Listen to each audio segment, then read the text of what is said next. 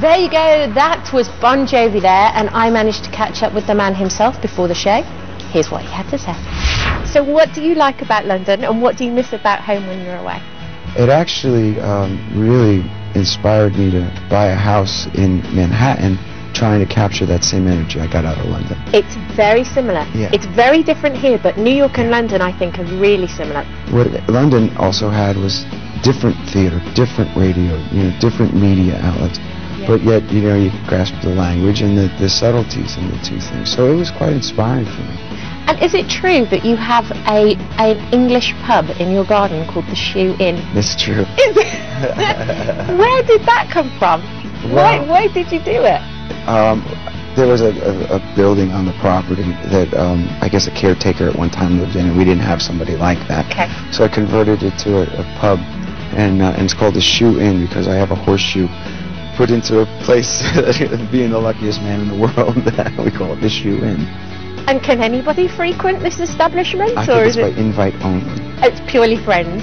And what does it look like inside? Is there a dartboard? Sure, all this stuff. It's a pool table instead of snooker. Snooker, yeah. But other than that, working pub.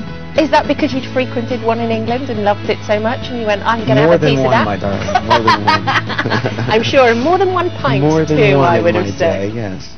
And you also went to the University of Oxford too, I think. I did. 2001, was that when you went there? I don't remember the year.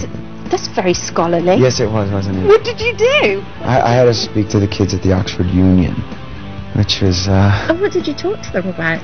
I don't know. It was sort of like a life lesson kind of, inspirational speech, and just giving them the idea that, it was a big world out there and there's a lot of things at their fingertips and get ready for it. Okay. And did you go punting? No. You didn't do any of that? No. It was in the midst of a tour, so I literally went up, spoke, stayed for an hour or so, and then had to get back. Okay. Now, tell me a little bit about the contestants. How was it working with them?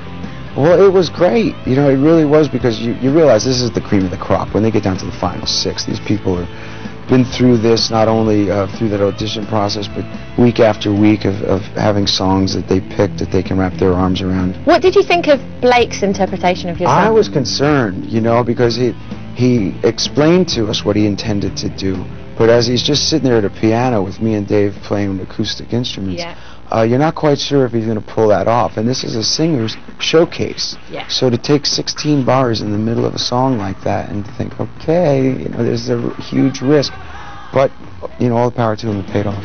So when are you next over at the UK? Well, we're opening the O2 in June. Okay. As a one-off, and then the official tour begins in January next year. Okay, and you have a new album coming out. When does that come out in the UK? The second week of June. It's called Lost Highway. I think it's June 11th. Okay, thank you very much. Very nice to meet you. Stay out of trouble tonight. I'll do my best. All right, don't stay out of trouble. I'll do my best.